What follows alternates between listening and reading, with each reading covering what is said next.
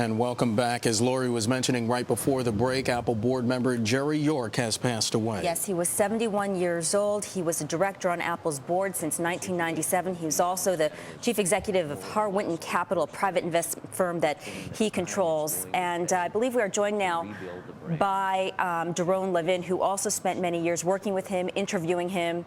And Doron, thank you for joining us at short notice. Your initial reaction, obviously, very sad day, but tell us about the man and the contributions he made to the world of business and finance. Well, this is a sad day for many of us in the automobile industry who watched Jerry York, and in the turnaround first at Chrysler back in the 80s, he was part of that team. He was a very bright guy, very energetic, nimble intelligence, salty. He had been educated as an engineer originally at West Point and got hurt. He was a gymnast and ended up going into business and basically finance and was very good at it. And after he left Chrysler, he was recruited by Lou Gerstner, who was then the new CEO at IBM and was involved in the turnaround at IBM. And then he went to work as an advisor for billionaire Kirk Kerkorian. And then in 1997, one of the things I think he was most proud of was being asked to join the board of Apple at a time when a lot of people didn't think Apple could survive against Microsoft.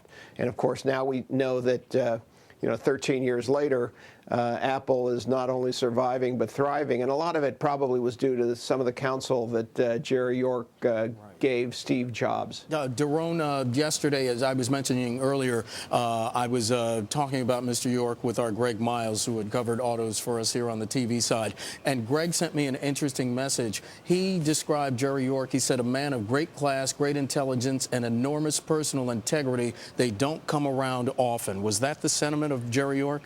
Yes, absolutely. He really took his commitments seriously, and he was a very honorable person. He said he would do something, he would do it. He said he wouldn't do something, he wouldn't do it. He didn't tell lies. He kept his word. He cooperated with the press. He was just a good, smart guy all around. And I was very lucky and happy to have to number myself among his friends, and really kind of grew to appreciate the guy. And I'll miss him. And he was not shy, as you referenced, speaking out on behalf of shareholders. Can you provide some examples of really how he stood up probably against the majority to really put out what he felt was best for whatever company he was representing at the time? Well, sure. I mean, one of the things at IBM at the time he joined it was that this was a big, iconic company that had a big staff and far-flung operations and a lot of success behind it, and people had studied it. And he just wasn't sentimental about taking the tough steps that were necessary about slimming down IBM and reducing its ranks and restructuring it, albeit in a way that was painful for a lot of people, right, in order that it could survive. And he tried to bring a lot of that rigor, I think, to General Motors, and joined the General Motors board in 2006, and as part of the Kerkorian effort when they owned GM shares. And he didn't get very far with General Motors, and I think part of his integrity was when he realized that the GM board was not going to go along with him. He and Kerkorian left, and he resigned from the board. So, we appreciated that. Bloomberg editor-at-large Jerome Levin joining us from Detroit, talking about the passing of his friend Jerry York. Doron, thank you, and our condolences as well.